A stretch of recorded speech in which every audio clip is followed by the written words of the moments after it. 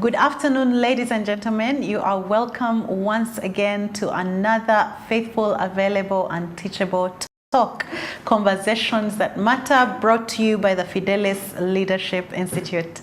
My name is Fiona Wall, and I'm excited to bring to you an eminent citizen of the Republic of Uganda who has served in various jurisdictions and currently actually serves in various jurisdictions. He is here to teach us about fintech innovation and budgeting support for digital transformation in finance. Tony Mugisha, our guest today, say hello to everybody. Thank you so much, Fiona, for inviting me here. Yes. It's an honor to be here at SMART24 TV. It's a pleasure. I think the topic is a very interesting one. I look forward to sharing and also learning from the audience as well, because I believe life is a place for us to continuously learn. That's excellent. You're very welcome. Thank you. We have these fat talks every Thursday at this time, and it's also on Twitter Spaces. And we are at SMART24 TV. Want to thank them, our partners. Tony Mugisha, just to tell you a little about Tony, he is a financial expert. He is the CEO at Innovationn Capital. He has a vast experience globally, like I've explained already. In the past, he has worked with FedEx, Aramex, Shell across various continents. And he's also a member of the International Franchise Association. He's going to tell us more about that. What would be exciting for people here is that he is $1 million round table representative for Uganda, managing 79 family offices in the East African region. I don't know how you do it, Tony. He has, of course, is leading Innovationn Capital that I've told you about, a life-skilling enterprise in Uganda, and he's married with 4 children. So ladies, I'm sorry, he's not single. I know we got a lot of excitement over the flyer, but he's not single, and he also enjoys traveling with family and trying out new foods. Our guest today is also passionate about helping individuals, families, and businesses attain financial freedom. And today, with that whole CV, we have Tony Mugisha here to tell us about there's a lot of fintech innovation that's happening in the economic space that we're in right now, but it's also happening in this particular economic dispensation post-COVID, and we all know that most of the innovation is happening among the young people who have so much energy, so much passion, so much brilliance, ideas, but no financing. So today we're here to speak about finance. But first, Tony, what does being a member of the federation mean? Yeah, the MDRT. Yes. It's called an MDRT, the $1 million round table. What's that? So the MDRT is a professional association for financial advisors. Yes. And it encompasses the top 1% of global financial advisors. Wow. So you're in the top 1% of global financial advisors. Yes. That's excellent to know. We're in good company. Thank you. Yes. And then what's happening with the Franchise Association? What's that? What's that about? Yeah, the Franchise Association is, for example, like financial advisors. Yes. I believe also lawyers. There are many times markets you cannot operate as a player. Not that you don't have the expertise, but because of the necessary licensing requirements. Yes. So it gives you value to be part of the international franchise model, where you, as financial advisors, I can operate, let's say, out of the US through an affiliated franchise. I can still guide my customer on what to do in terms of their financial planning, but actual implementation is done by a partner. So it is through such franchises that you're able to leverage and be able to operate freely in the global market. Okay, that's excellent. So with all this licensing and all this experience, how many years have you been at this? 13 years. 13 years. Yes. I need to ask because you look pretty young for such an accomplished individual. Yeah. But the generation the generation is, I mean, it's this generation that's really in charge right now. So speaking of tech innovation and preparing yourself to be in this space, maybe just for the young listeners out there, what's been your inspiration? How did you decide to get into this side of the economy? All right, into financial advisory? Yes. Yes, I think pretty much of my experience with all the corporate companies I worked for, I was more or less on the side of asset management, which is just a component of financial planning. But in my last 6 years, I got so intentional to focus on family office. And why family office? Because I noticed that, if you probably don't know, close to 85% of businesses globally are either owned by family or controlled by family. So from my experience working with these multinational companies and also being able to interact with some of the greatest families I've worked with over the period of time, I noticed that if we do not give attention to the family office, then chances are high that we, over a period of time, will see wealth transfer away from families. Right now, the biggest control is still controlled by family. And that's on the upper side, because like I've shared with you, I worked in multiple markets. But where is Uganda, where I come from? I believe Uganda, we're still at the tail end, which gives us an advantage because we can easily then prepare to better leverage. Definitely. So I intentionally decided to focus on the family office pretty much in the last 6 years. So take me through, you said you represent about 79 family businesses, right? Yes. What does that mean? Okay, family offices. Family offices. Yes. What do you mean by family offices? It's a family in business. Yes. So what usually happens is... family-led, like Mukwano? Absolutely. Okay. Family-led or family-originated. Yes. Because people think that family offices are run by family members. Some family businesses are not run by family members. So if you want to look at it in Uganda's context, in the families we work with, out of the 79 families, I think in Uganda we work with 11 families. 11? Yes. Only. That's sad. Yes. So where are the majority of these families Nairobi. from? Nairobi. Yes. Okay. Nairobi, then we have, I think, a number of them in the Middle East, about 7 in the Middle East. Yes. We have also a number of them in Asia. Yes. And we're also seeing our market in Northern America also growing. Is your company Ugandan grown? Yes, it's a Ugandan company. So we're very proud. Proudly Ugandan. Yes. Okay, so go on. I interrupted you. Yes. So for the families here in Uganda, you probably want to ask, where do we start from? Because even the big families started somewhere. Absolutely. Right? But one thing we keep sharing with our customers and the families we get to work with, no wealth is transferred by mistake. Absolutely. It doesn't self-execute. There's a process that has to be followed. So it's one thing to create the wealth, it's another thing to preserve it. I think it's different to transfer it, and it's another thing to create a legacy. So there are different processes and steps that we follow to be able to make a family office. Now, initially, you could not create a family office unless the family was worth. Initially, you could not create a family office unless the network was above $3 million. Yes. But that has changed. Today, you can create a family office with as low as $500,000. Really? As a bare minimum, yes. So, again, even less. What do you mean creating a family office? Creating a family office is not just wishing that we are a family and then we are in business.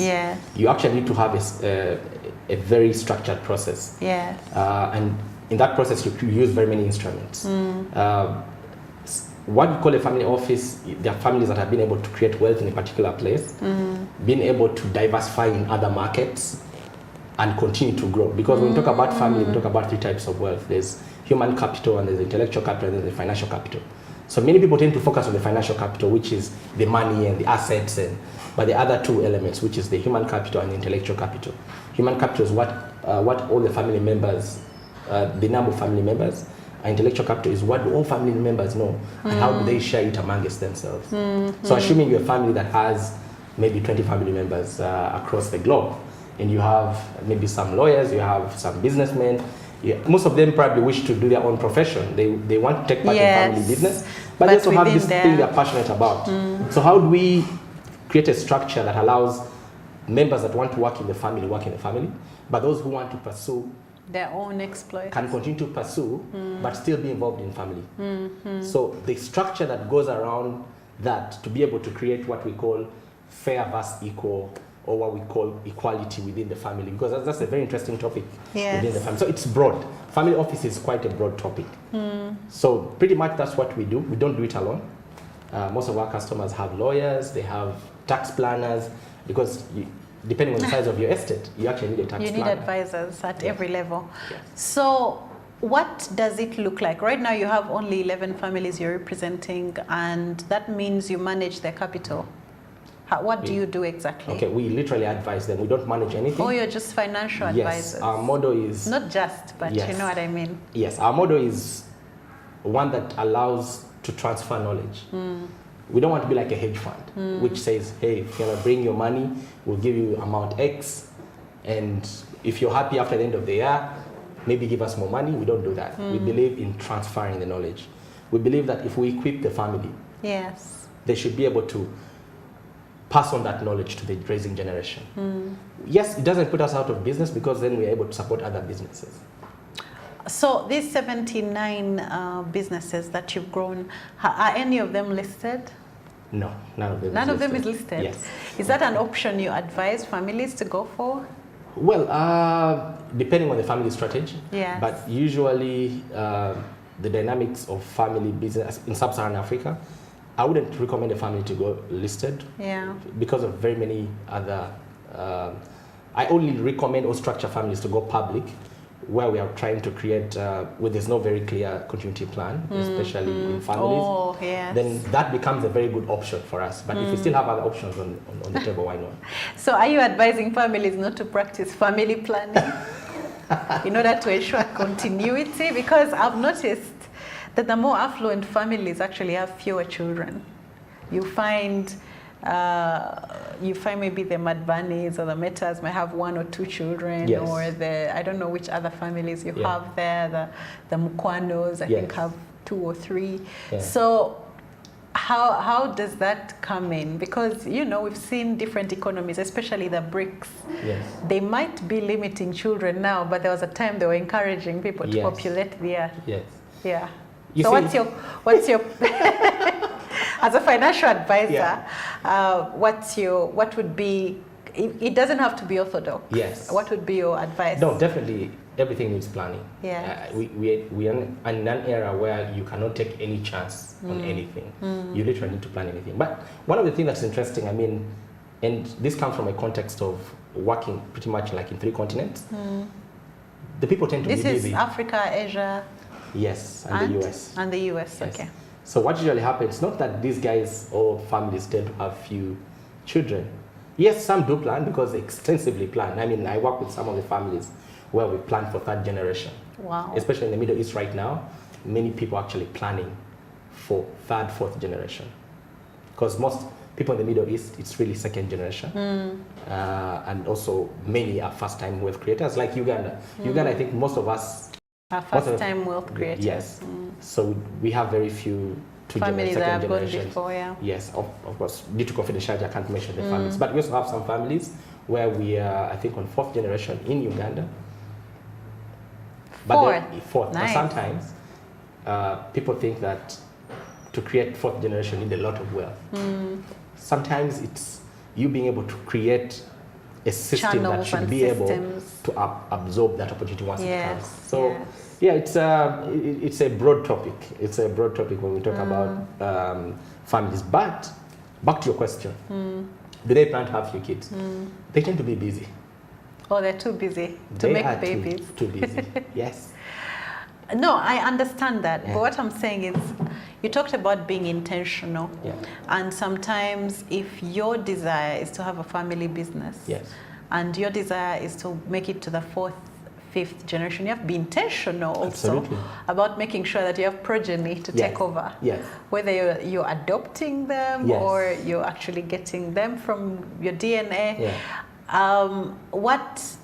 And for me, I'm looking from a strategy perspective, because human resource is the first one. So what would you as a financial advisor ask or let me know about? Because if I told you that right now I want to start with the whole generation, would you say, you know, Fiona, with just one child, so that might be an issue? No,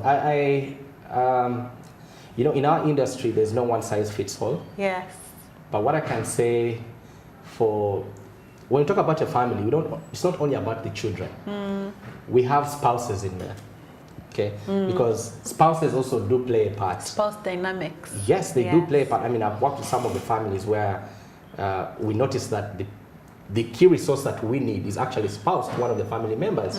And then the question is, how do spouses play part in a family business? So we need to define that as well. Today, and their interests as well. Today, where we work with second or third generation families, especially in Asia, the spouse, because historically it was the men who were coming to the table with wealth. Today we are seeing very many spouses, ladies going into families or joining families are coming with significant wealth. So then how do we discuss that? The dowry. So, definitely. So the element of spouses on how they play part in family business is also very key. But yes, the number is very important. Numbers give you leverage. But like I shared, not all family businesses are led by family. Yes. Yeah. Well, I like that. Yeah. Now, at the Leadership Institute, at here on Fat Talks, one of the things we're trying to do is create ethical leaders, and we pick our guests very carefully. And we know of your reputation. How much do you think something like ethics contributes to the success of innovators, startups, even family businesses? Yes. Any business? Yes. I think ethics is a foundation. There's no way around it. In my experience over the corporations, I've been lucky to have worked for multinationals through my entire career. And I think one of the biggest things that we take away from FedEx to Aramex to Shell is there are things you can compromise with, but you can't compromise with ethics. With ethics? Definitely. You can say that again. There are things you can compromise with. Say that to the camera. There are things you can compromise with, but ethics is one of them that you cannot really compromise. Yes. So. In that case, first of all, one of the things that I read about you is you're also passionate about innovation and supporting innovation. What would you say about our market? What would be your analysis of our fintech market right now in Uganda? Well, I must say that our fintech market is, well, I think let me compare it to the region. Yes. And also be able to compare the market before what it is right now. Compared to the region, I don't think we're doing much, well compared to our neighbors. I think Kenya has a number of hubs. You can see the kind of support that's coming in from government, Google. And you're seeing all these big Silicon Valley setting forth there, and a number of other countries. I think in the region, I think maybe we are ahead of Tanzania. Yes, because I think even Kigali is doing quite well. Definitely. But that said, I think there's something. We are trying to do something. Yes. What it is right now, I think gives us a very good hope. I think that's the right word to use. Why? Because from my experience in our financial space, I think if I share from our industry point of view, it would really make sense. Yes. About 4 years ago, part of what we do is also we write protection for our customers. So one of the most interesting things that I can share in this space. Before COVID, for someone to underwrite a policy, all right, which is a life insurance policy, you pretty much need a batch of documents like this. Yes. Okay, and you literally have to work with your client to the doctor to get the different appointments, to do the medical assessment. Once that is done, then move the document to the underwriters, and then once that's done, then have someone follow up the documentation. Once that's done, follow up the policy document and figure out where it's coming from. Now, COVID happens. the entire process has been made online. Which is fantastic, right? It's something that will take you pretty much about 5 to 7 days with the physical process. Now can easily take you 45 minutes. That's innovation. That's innovation. But what's driving it's fintech. Yes.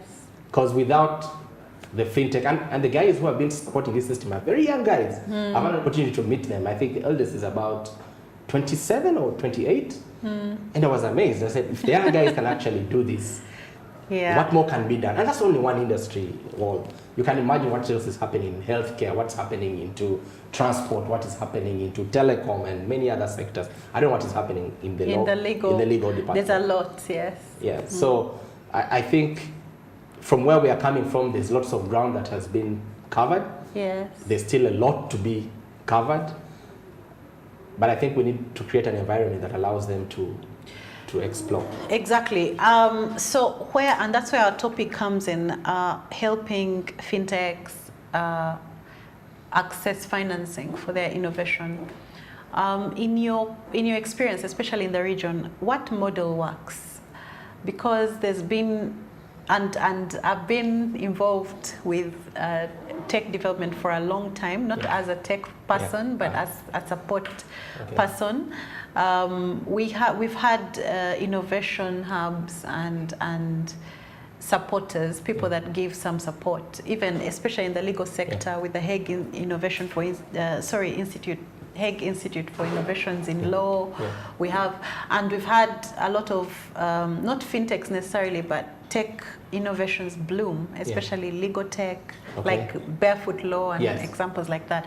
Now, one of the things I have noticed is there are certain threats to fintech innovation that come with financing. Sometimes the financiers will require a prototype before you even protect it. IP issues and things like that. So in the market, you've seen, the attempts in the region, in Kigali, in Nairobi, in the market. What is your experience? What would you advise works when it comes to financing? Okay, it's quite broad. I'll speak from a perspective of the finance side, because the tech side is something else. It's something else. But I think we've also been involved in a bit of trying to put together some financials for, I think, about 3 tech companies. And I think one of the biggest challenges, is the developers, or the developers, right? The developers do not have the rightful support. They have the rightful tech support, but forget to create the support system, the legal side, the structure side. And sometimes it's very important that you create it early enough, because that before you have too much. Definitely. Because most of the times, and I think all the projects we've handled is working backwards, where you now have a financier who wants certain things that have to be created. Then you start creating. And then you have to work backwards. Our colleagues on the other end are actually using a different model. I'll share with you what the Kenyans are using. I hope there are people who are listening here, because we've also been privileged to syndicate one in Kenya. It should be finalized, I think, in the next 3-4 months. Significant Congratulations. Yes.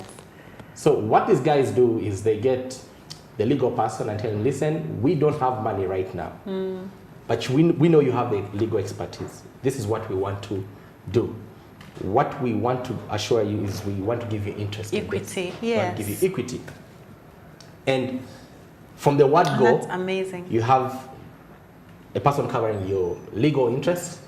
You have a financial advisor who's saying, listen, who also has some interest. Definitely has some interest. And the one we are working on right now, because it has an implication in about, I think, 21 African countries. Then we need tax planners in each of those. So they've partnered with a tax planner out of Nairobi. Out of Nairobi, who should be able to cover the interests across. So you notice that from the word go, they're saying, listen, if this works for a period of at time T, we are ready for that.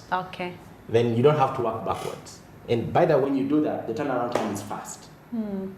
The turnaround, so that the developers actually focus on That's excellent. I like what you've said. We should not wait for funding to happen to us. As someone said, don't wait for success to take you by surprise. Yes. Yes, so we're going for a short break, but one thing we always do is, as we go for the break, is we always have our guests tell us one lie.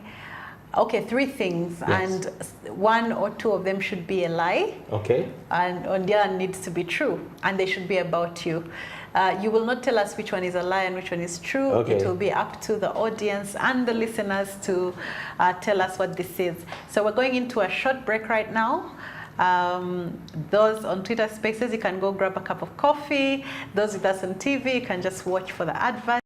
And I just want to let you know that we're going to have the Fidelis FAT Fellowship program that will be starting on August the 5th. And we hope that we'll have young people signing up for this 16-month program, the 16-week program. Thank you very much.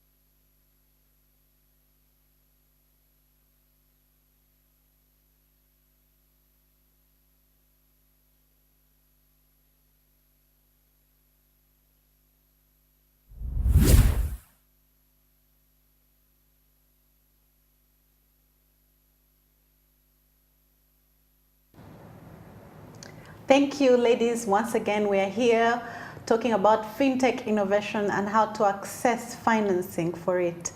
We are speaking with Tony Mwijisha, team leader, Eaton Capital, that operates in various countries on 3 continents in financial advisory services.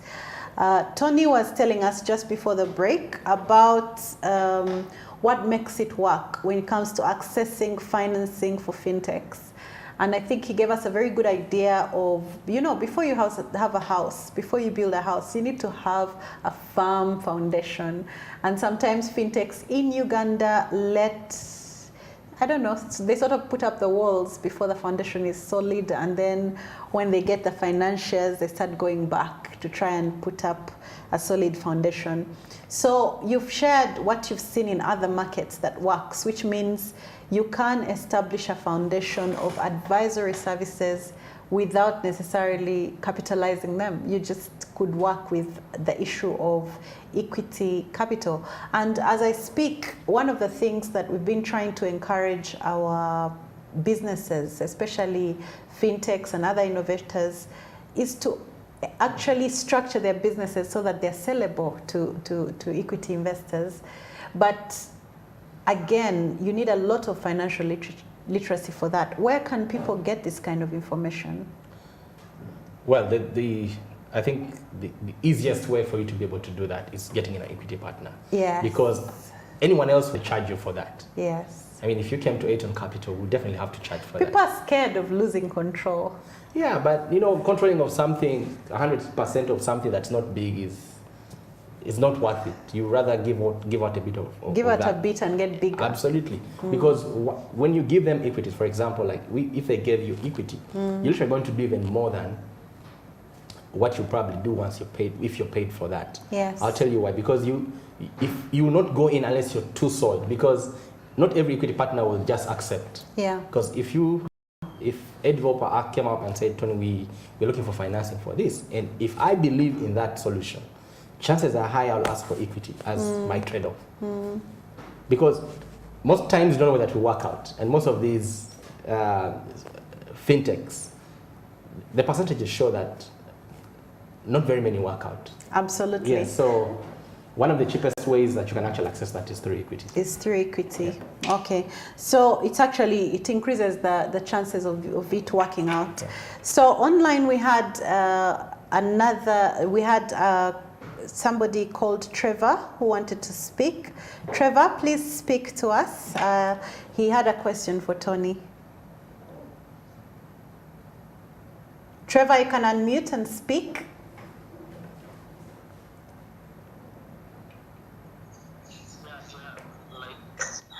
Everyone, sorry, I think I'll get, like I was writing out something, like I'll get, the question will come later. I'm still listening something, I'm adding up something. Okay, thank you very much. So, as we were continuing, one of the things I wanted to ask you about is we've done some work as Fidelis Leadership Institute with fintechs, especially with the Fintech Association of Uganda, FITSPA. Okay. And we saw them design, there's something that they designed that I don't know whether it was with Innovationn Capital or where they were able to create prospectuses to invite equity partners and angel investors. And I thought that was a very fantastic way for the association to help the fintechs access capital. What would you say the element and the need, the element of social capital, of getting involved in a bigger association or sort of congregating with other people of like mind, how much do you think that would contribute to accessing finance for a fintech? Well, of course, social capital is very, very important. Yes. If you look in our market, because I want to focus on our market, most social associations really they're not used really for business development. It's an unfortunate part. Yes.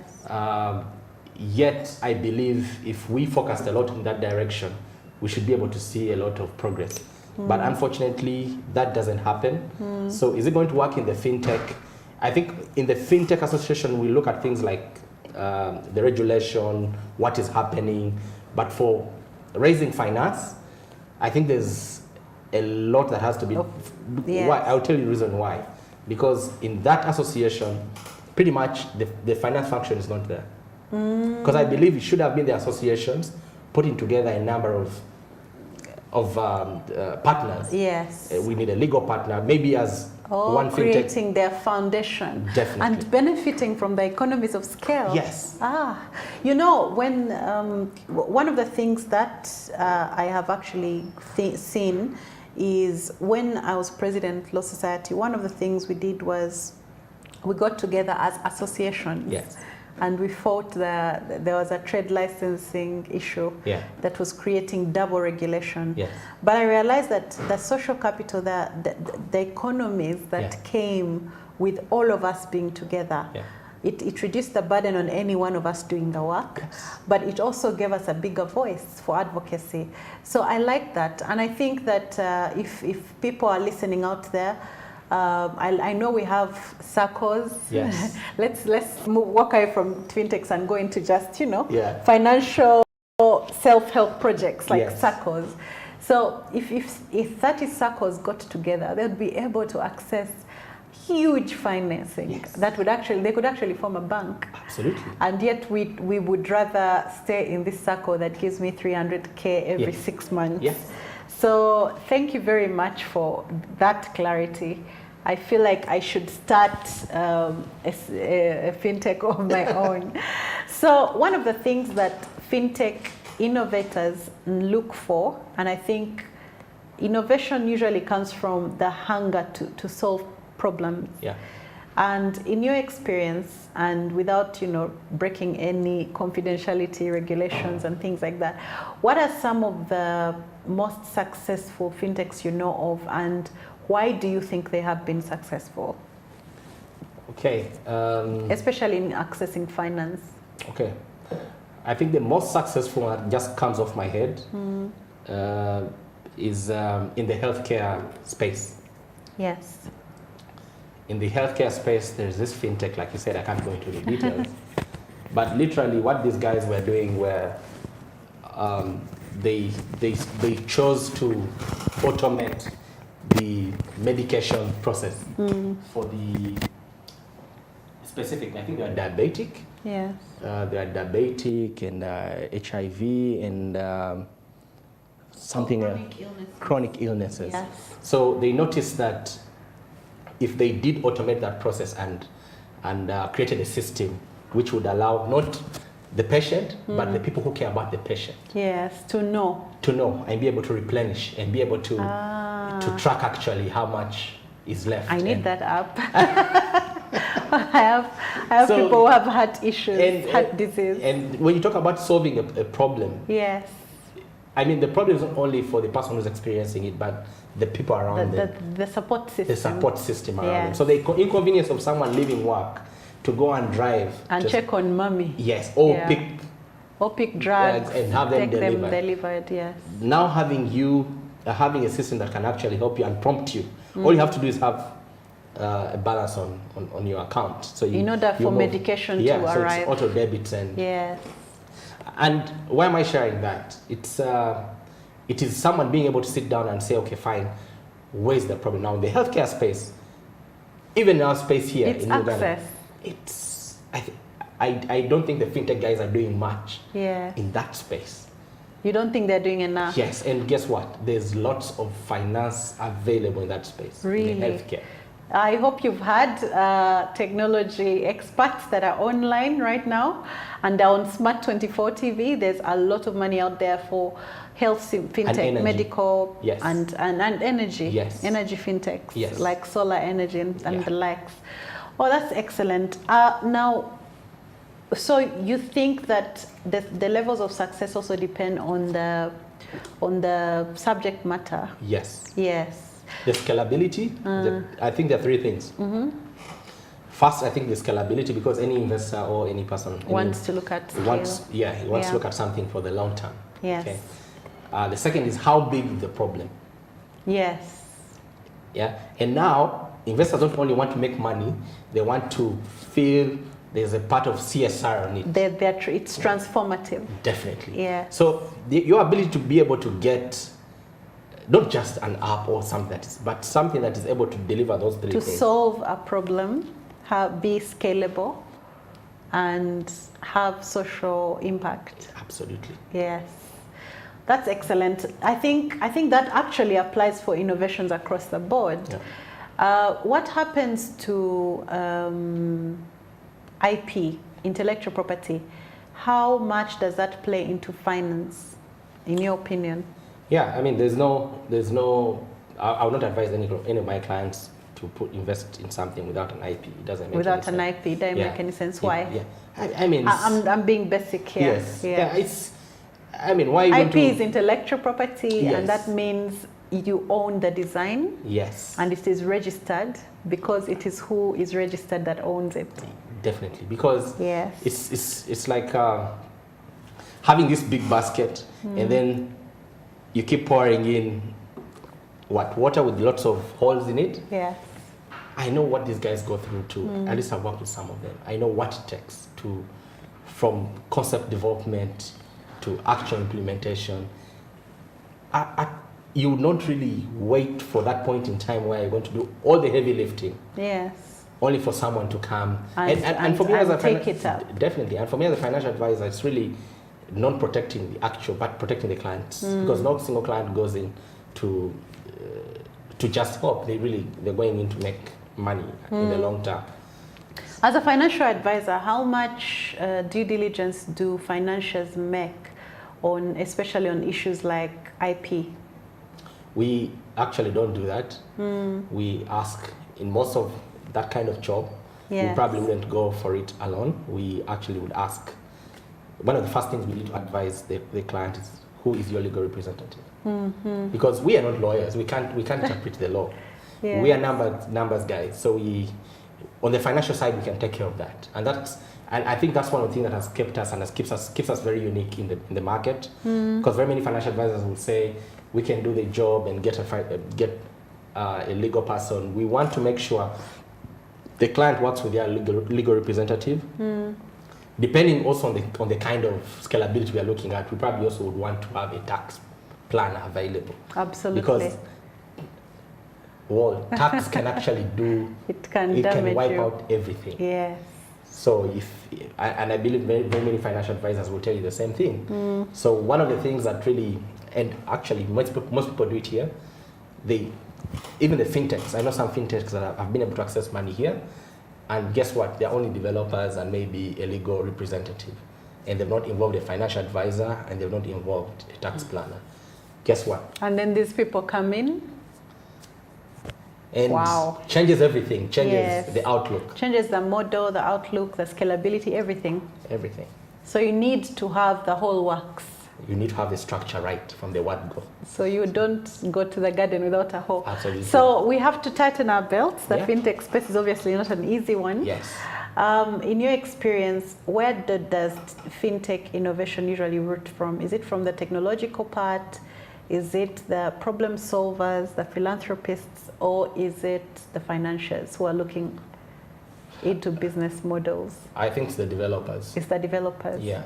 Who usually initiate these things. Yes. So what are you doing as fintech experts, as financial advisors, to grow the capacity of developers to understand the need for this technical, systemic infrastructure you're talking about? Yes. Thanks, Wal. As Innovationn Capital, we're doing lots of things. Yes.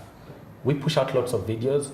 We're not only targeting only the fintechs. Yes. We believe that everyone out there has something great. We believe that great idea can still be automated, or it can actually become the next big fintech. The next big thing. Yeah. So what we are doing is we are saying, listen, as any person planning to do business, there are basics you need to understand. Yes. There are key factors of finance that we need to have as right from school. So what are we doing as Innovationn Capital? We've done lots of partnerships with a number of associations. We actually do speak to them. We do lots of videos which we share out for people those that are able to view and pick one or two things that they can implement in their business. And that's what we are limited to right now. But we still look at opportunities that are available as and when we can play our part. We fold our sleeves and get work done. Okay.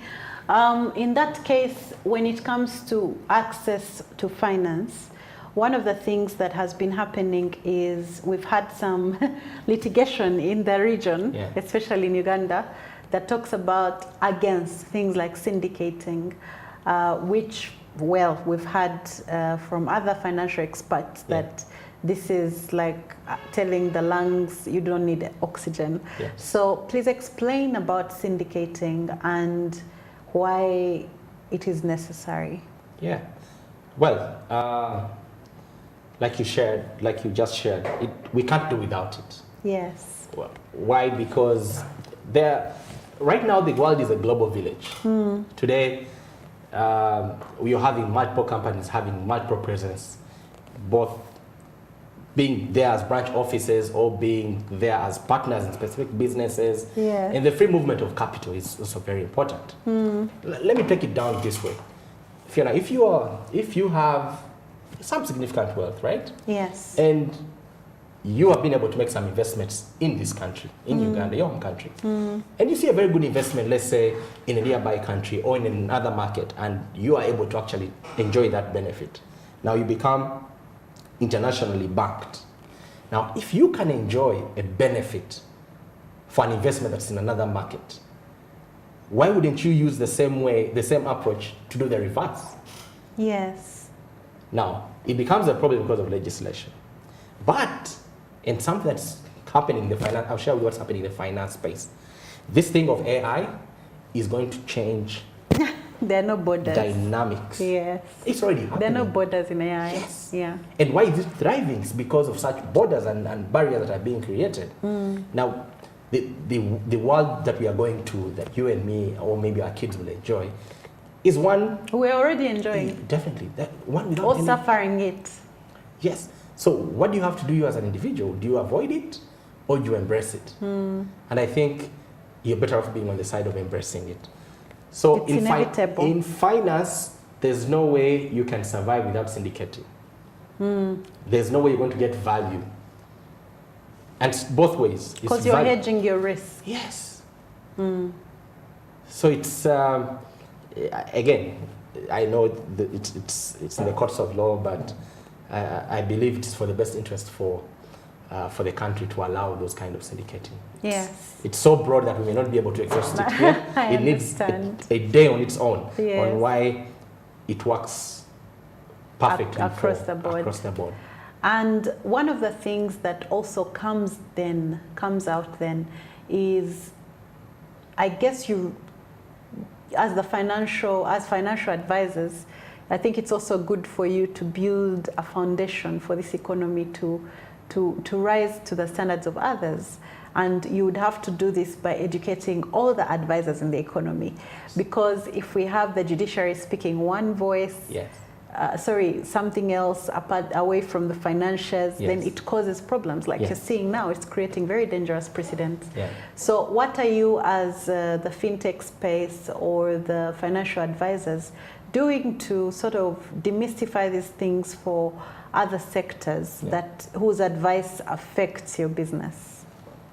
Well, I'll only speak for whose advice and training affects your business. I think I'll speak on behalf of Innovationn Capital. It wouldn't be right to speak for the entire association because we don't even have an association. So I'm hoping we can create the $1 million people. Yeah, and the MDRT. Yes. So I think what we are doing as Innovationn Capital, we have lots of collaborations, especially with the law fraternity. We have very many clients of ours that, especially high net worth clients. And sometimes they get where they are, they don't know how they got there. And then we go back to the basics and tell them now we need to create this structure, but we need to have a lawyer on board. Say, no, why do I need a lawyer? Say, no, we are not lawyers. We can't do the work of a lawyer, so we need a lawyer on board. So what we have done as Innovationn Capital, we've created partnerships with law firms. So where we see an opportunity and we see a client who really needs, especially in our clients, there are legal partnerships that we have where we recommend the client to go to the legal expert. Okay, to have them come on board. Same thing happened. We've had lawyers right now say, because now we've harmonized, and the people in the law fraternity that we work with have come to understand that, hold on, actually, financial planning is a different thing. It's not in my space. And it's not something I can do. It's not something I can do. We are doing it across as well. But usually for us, there are 3 fraternities we work with. That's the legal fraternity and the tax planning. People fail to understand that tax planning is not accountant. It's not. It's totally different. They are tax experts in that space. For the rest, we haven't done much. Why? Because there's not much cutting across. I think we need to find a way of even introducing some of these classes, even in the Judicial Training Institute, because I'm sure, the unfortunate thing is that judicial officers are expected to know everything, and they don't. They're human, so they need training. So thank you so much. I want at this point to ask for your lies and truths about yourself. Ladies and gentlemen, on the Fidelis Leadership Fat Talks that we have every week on Thursday at 4 p.m., we usually have interesting guests who we believe have stood out among us all, and they've done so ethically, and we want to create an example of them because we don't want our young people to believe that it's only the wicked that prosper. So one of the things that we do is we ask our guests to tease us on our knowledge of them. So today we are asking Tom, what is it about you that is true or a lie? Just tell us 3 things. Our audience will be left to decide, and we'll see how much they know you. You'll do the great reveal at the end. All right. Okay, the first one. Yes. I enjoy working out. So, okay. You enjoy working out? Yes. Yes. The second one, I take only 1 meal a day. Yes. Okay, interesting. And the last one is I enjoy sitting in traffic. You enjoy having 1 meal a day. You enjoy traffic. No, I have 1 meal. You have 1 meal a day. You enjoy sitting in traffic, and you are a fitness gym, fad. So, members, does Tom Mujisha love the gym? Does he love to eat does he eat 1 meal a day? Or does he love sitting in traffic jams? Has he found good use for traffic jams? Ladies and gentlemen, these are our 3 items of which you shall choose which is true and which is a lie. Our Twitter admin will put it out there, and let's have a poll going about Tony Mujisha. So, Fintech innovation, budgeting support for digital transformation. How does someone come up with a budget? I think we also need to talk about that. We talked about accessing finance, but how do we also plan financially from start to finish? Yeah. Because strategy is huge. Somebody said, I think it's Sang Tzu, who said that strategy is 80% of the war. So going into the war room without a budget would be murder, would be suicide, which is what most people go into. Yeah. So first of all, 2 things. 1, how are you as Eton Capital helping the market do this? And 2, do you have tools to enable people to budget for such things? Or do you have, if I went to your website, would I find some templates? Yeah. Which, these templates these days, they get commercialized the more you use them. But it's okay. Yeah. So how far have you gone as Eton Capital to help people understand what size their cloth is so they can measure their dress according to that? Yeah. Well, one of the most important things is what we have done as Eton Capital and why we focus on, because when you look at Eton Capital, we focus on individuals, families, and enterprise. Because the enterprise starts from an individual. Yes. Now, there's no way you're going to learn about budgeting when you're not doing budgeting yourself. As an individual? As an individual. Okay. So that's why you're training individuals. Definitely. That's why we need to start from. Financial planning. Yes, because if we teach you how to have a budget as an enterprise, trust me, it will just be just like any other document you're keeping. Yes. Because budgeting starts from an individual basis. And once because like a culture, you create, financial planning is like a culture. Absolutely. You take it from an individual basis and then you move it to the family basis. And then you move it to an enterprise. Yes. So the reason why you see very many fintechs don't have budgets, like you said, actually the numbers are about over 80%. That don't have budgets. Yeah. They don't have budgets. So the thing is, the Muganda would say, sigachi. And so if a financier came up and said, how much money do you need, they wouldn't know. Yeah, where you at now? That's For how long? Yeah, that's the question. They wouldn't know. Yeah, because most of the times when we tell our clients who want to Is that in Uganda or the region? Wow, okay. Yeah, in Uganda, because we don't have anywhere we can pick that data. Yeah. So, which is still a very big challenge. By the way, fintech guys should figure out where we can get data, because with data we're able to I think as advisors, you should come up with something we can fill up. Maybe. Yeah, it's an option. Now I'm being your business advisor. So I think we need to come up with something. Yeah, because that tool would probably mean money for you as well. Yes, because one of the and if we do not fix it, I'll share with you something more that today, all people holding a household, if today anything happened to any of the family members, trust me, 95% of families don't know how to proceed. Absolutely. You know, one of the wealthiest lawyers I know in this country, I hope he's listening, told me that each of us is one illness away from bankruptcy. And it's true, because I've seen really wealthy people perish from a long illness, and then they leave their families in debt. Yes. And then that's it. Yeah. And you know about critical illness? And the whole, you know. And I like that you brought about the critical illness. Because the challenge with critical illness, you don't only lose income for one person. Some other person has to leave their work to be able to attend to you. The time cost, So sometimes it may cost 2 or 3 loss of incomes. So the question is, how you protected in such an arrangement? From such critical things. That's what we do as financial planners. Because if you're such a big asset, and that's one of the most important things, and by the way, no big investor is going to put money on a fintech when the developer or the key asset doesn't have life insurance. Really? Yes, actually it's one we were working on, and it was actually a deal breaker. So especially the developer, because if he dies, the fintech is dead. So the investor told me, Tony, just as you're doing all the final parks and having all the papers getting ready to, he says, but what happens when something happens to this? What kind of coverage do I have? Yes. Tony, how do I get back my money? And it's one of those things and that's why we got so involved right now in life insurance. So you're taking out policies on people. It's like, you see, getting investor ready. Yes. That's one of the things, because if you have and the beneficiary is the investor. It depends. Okay. It depends on how we, now that the nitty-gritty is on how we structure it, depending on how we negotiate it.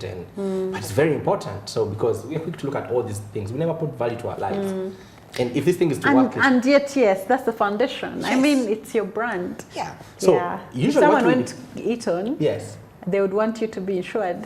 Absolutely. One of the things that we tell most of our customers when we start out, it's not about, and actually many customers come to us with the enterprise, and we tell them, let's first go back to you as an individual as we build upwards to the enterprise. Yes. So it's very, very important for us to, when we talk about things like budget, when we start to engage with our customer, we ask them 3 things. Where you are right now? Can we take stock of where we are right now before we look at where we want to go? Absolutely. And in that process, we look at things like budgeting. And why is it important?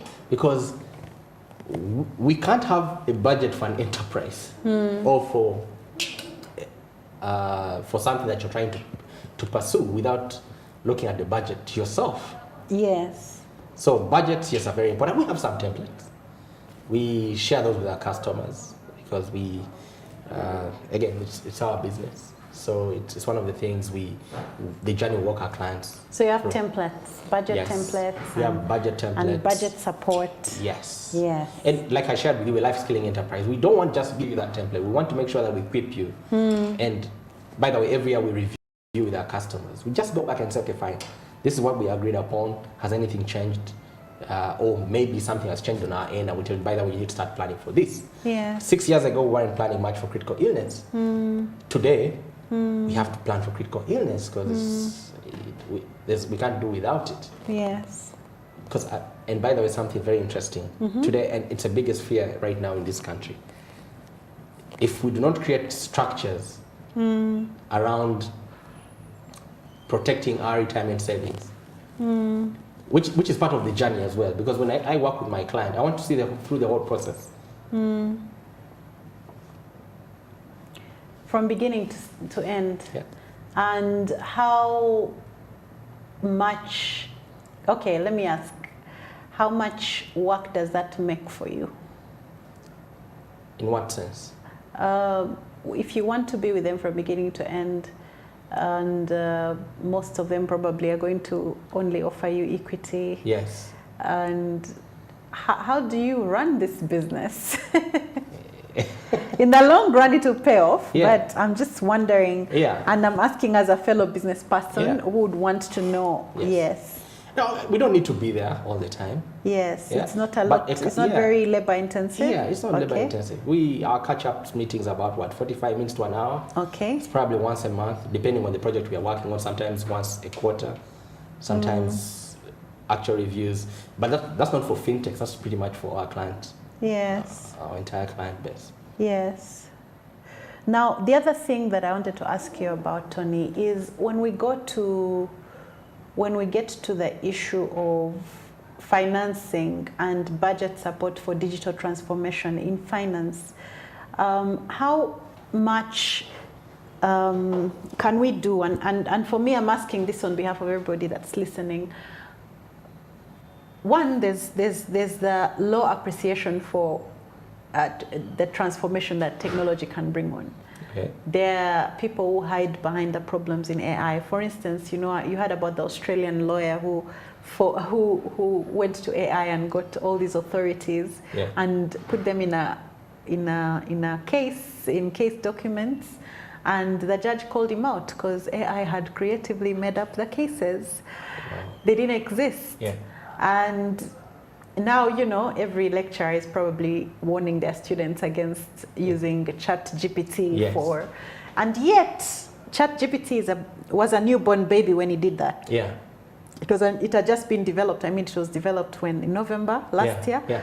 And by January, it was giving this lawyer made up cases. Yes. But I mean, it was probably like 2 months old. Yeah. Now imagine, and it's growing at a very high rate. Yes. It's learning, it's machine learning. In fact, Twitter has stopped, what is it called?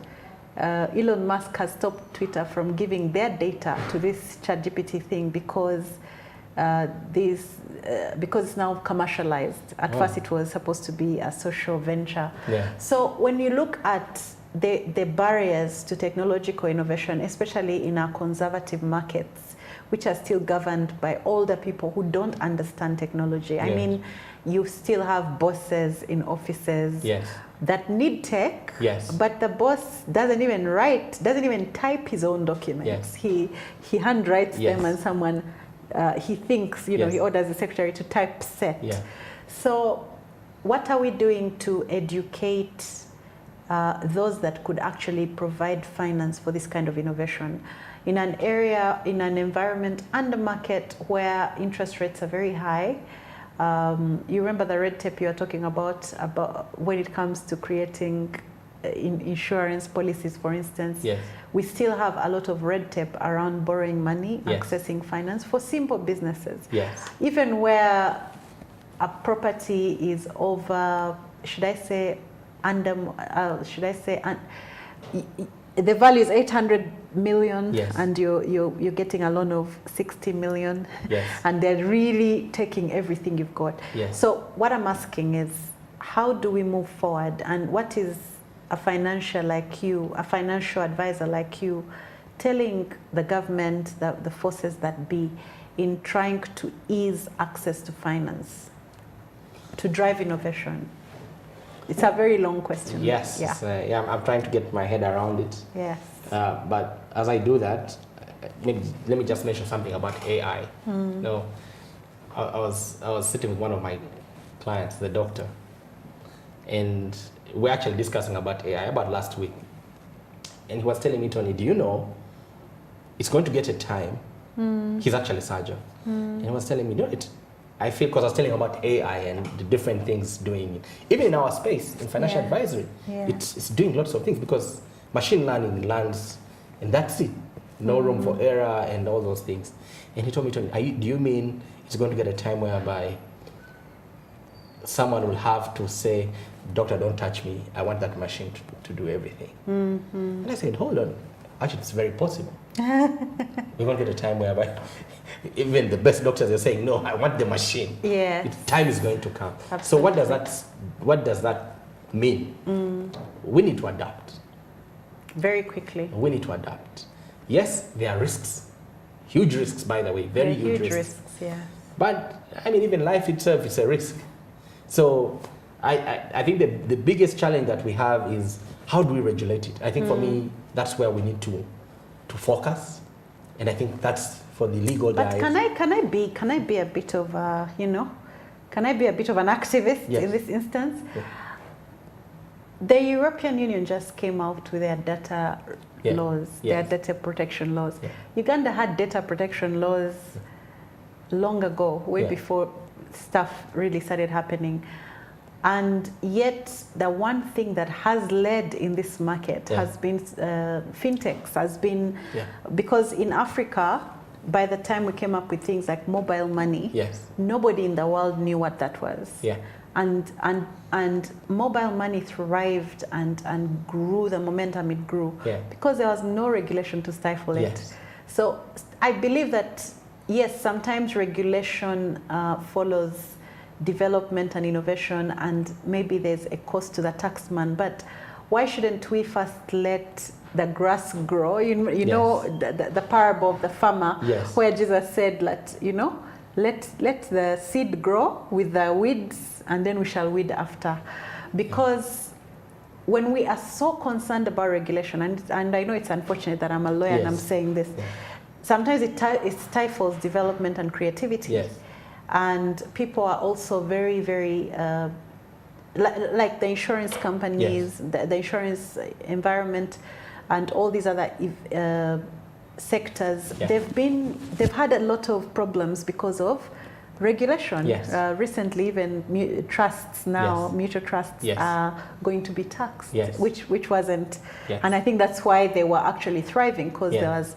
So my question to you is, shouldn't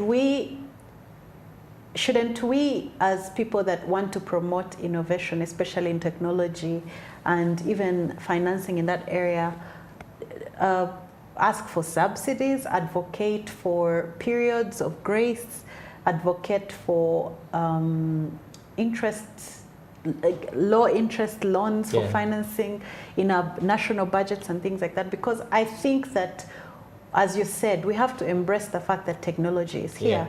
We have to embrace its benefits. Yes, it has evils, but I think for somebody that has no food, they should not be worrying about the impact of overindulgence. Okay. I'm thinking that sometimes when we are talking about regulating tech in Uganda, especially, we are, of course, there's two things that we have to regulate. That is data protection, and that is security, cyber security. Those two we cannot negotiate with terrorists. But the issue of regulating innovation, for me, it's like getting a gym membership when you are suffering from kwashiorkor. Okay. I don't know what you think. Well, what do you think? This is a personal opinion. I think this AI thing is it's one of the things that needs regulation. I think it's. If you move away from data protection and cybersecurity, why else would it need regulation? No, because again, you look at, let me take you in the finance space and why I think they've really struggled. You've heard about crypto and all. Crypto is an amazing. Tell us more about crypto. The blockchain technology is an amazing technology. But one of the things that I think it was undermined to be regulated, not to be regulated. Now, because of that, you're seeing actually what would have been a very great. We're seeing a very great innovation. Now, because it was not regulated, people lost lots of money, and now there's a fear of tracking back. But why do you think people lost a lot of money? Anything there's no regulation, you're bound to lose, because there's no one. You imagine a football. Lack of accountability. Look, imagine a football. You love soccer. You just turned that gun on me, right? I see what you did there. Wow. I shall keep away from financials when it comes to legal arguments. So the activist in me has been put to bed as I speak. Ladies and gentlemen, we're still asking on our Twitter space whether Tony loves the gym, eats 1 meal a day, or enjoys being in traffic jam. Please let us know what you think. I hope that our admin has put this on the page so you can make your poll. So far, I'm not seeing anybody answer. Please, those on Twitter Spaces, remember to let us know what you think Tony does. What does he love? And then what does he hate? So as we continue, I would like to also say this is a moment for question and answer. Those of you that would have some questions, you can put them in our chat on the space, or you can put up your hand in the space and you'll be given speaking rights, so you can ask your question or make your comments. Our topic today on the FAT, Faithful, Available, Teachable Talks is Fintech Innovation, budget support for digital transformation in finance. We're trying to look at fintechs, innovation, and how to ensure that these people access finance. And in the region, we have Tony Mugisha, who is working in various countries.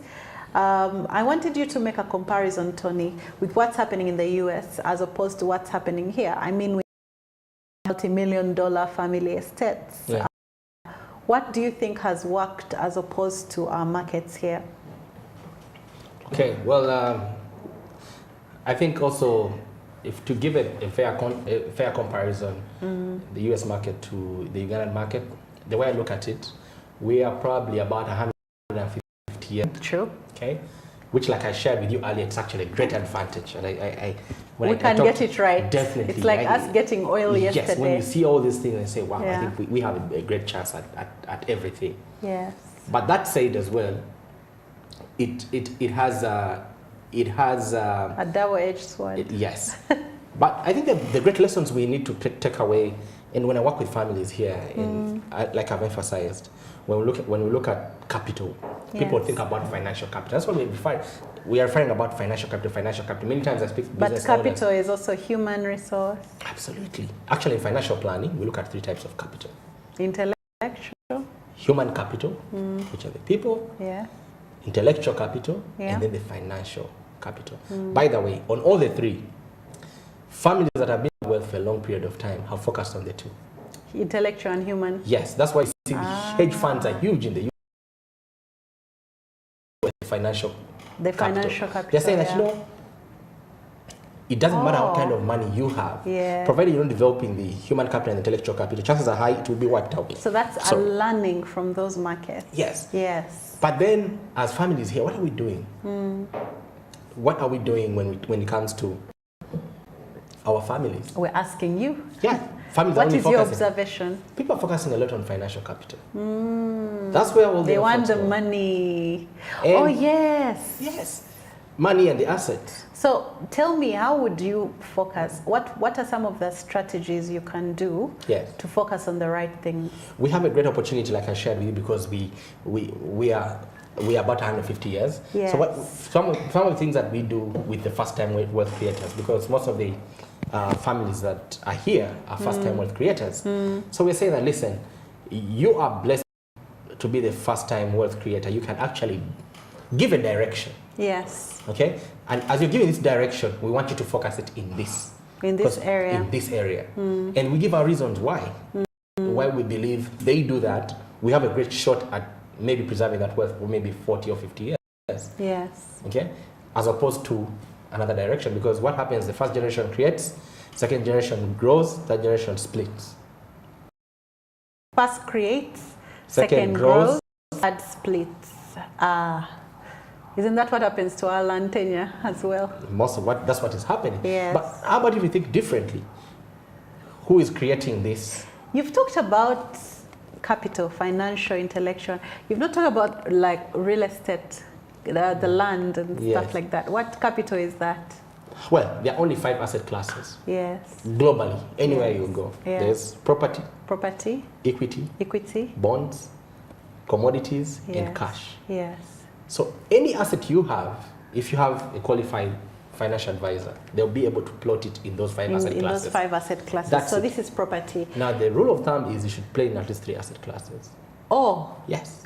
interesting. And no asset class should exceed 40%. Please say that again. I hope that we can have it put in our Twitter space, right?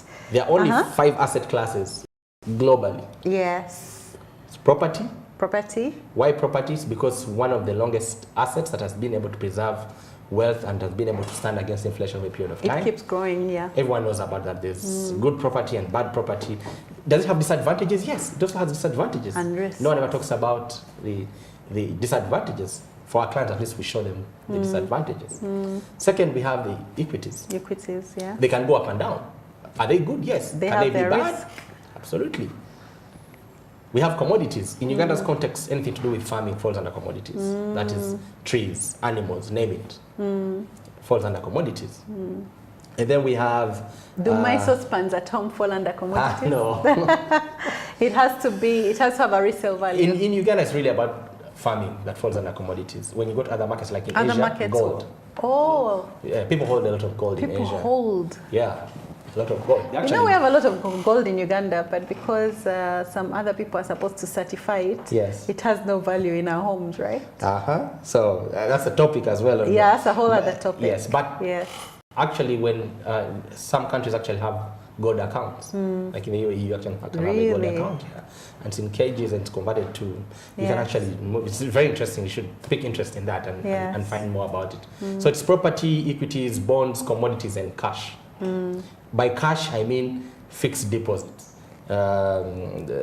unit trusts, annuities, life insurance. Those are all instruments of cash.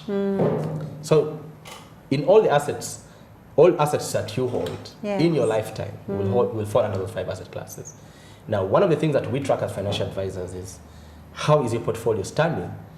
The recommendation is at least you should be playing in 3 asset classes, which is subject to one's preference. I can love property more than equities, but you should at least be playing in 3 asset classes. Why? Yes. Because if you're playing in only 1 asset class, your portfolio is at a risk. And no asset class should ever exceed 40%. To hedge your risk. Absolutely. Yes. Yes.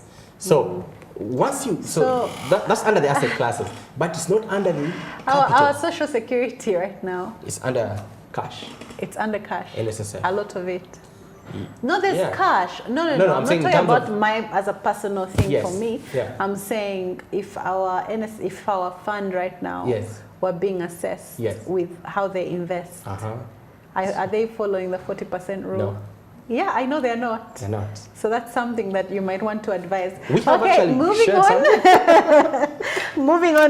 moving on.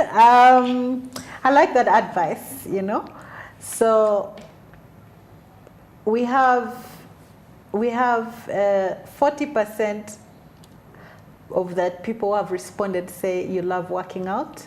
40% say you take 1 meal a day. And only 20% believe the whole traffic story.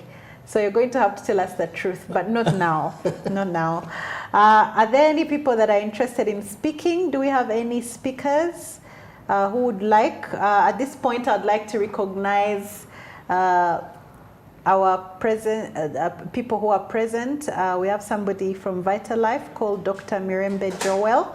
Thank you so much for being with us. We have Henry Agasa, who's a dad entrepreneur and social worker. We're happy to have you. We have Otule, who's an agripreneur. So we have an agripreneur here in technology. And we're going for another break. And I just want to say thank you, Tony. I'm thoroughly enjoying this. And when we get back, before we get back, I would love Tony to give us his big what is true and what's a lie. Okay. Now? Yes.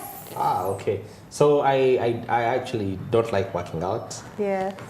And I... So you love traffic jam? Wow. Yeah, so I don't like working out. Yes. I do not eat 1 meal a day. I enjoy my food. I like. You enjoy your food like any average Ugandan? Yes. And what's the third one? The third one. The traffic. I hate being in traffic. Oh, so there were lies. There were 2 lies. There are 2 lies and one truth. Yes. So the lies were about the food. Yes. And they were about? No, I don't like sitting in traffic. I don't work out, but I enjoy my food. So I don't eat 1 meal a day. I eat more than 1 meal a day. So there were all 3 lies? No. Yes. Because you said you eat 1 meal a day. Okay, give me 5 for tricking us. Okay, so, I guess Tony is a typical finance person. The odds were against us. We were going to fail or we were going to fail. So, ladies and gentlemen, that's Tony Mugisha from Eton Capital talking about digital transformation in finance and helping fintechs access financing and also get budget support. We have been at the Fat Talks, faithful, available, teachable. I want to thank everybody. We don't have more questions. I want to thank everybody who's been here. I want to thank Smart24 TV for being a support and sponsor. We are available on DSTV. This will be available on their YouTube account online and on the Fidelis Leadership Institute YouTube. We shall also share it with Aton Capital socials. Yeah. As I also encourage you to go to our Twitter space, the recording will remain live. I want to thank you all for being present today, the people on our Twitter space and physically on TV. I also want to thank Tony Mugisha. It has been really fantastic.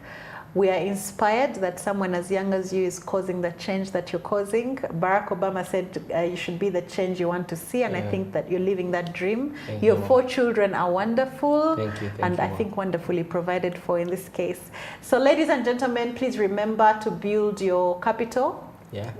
Remember to hedge your risk. I think these are some of the things we've learned.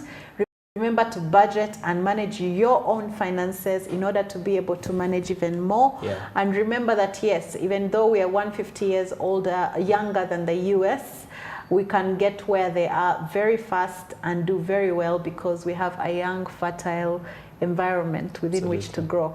And remember to look for Aton Capital when you want financial services in order to grow your family business. It's been Fiona Wall from the Fidelis Leadership Institute with Tony Mugisha from Aton Capital bringing you the Fat Talks. Thank you very much and have a fantastic weekend.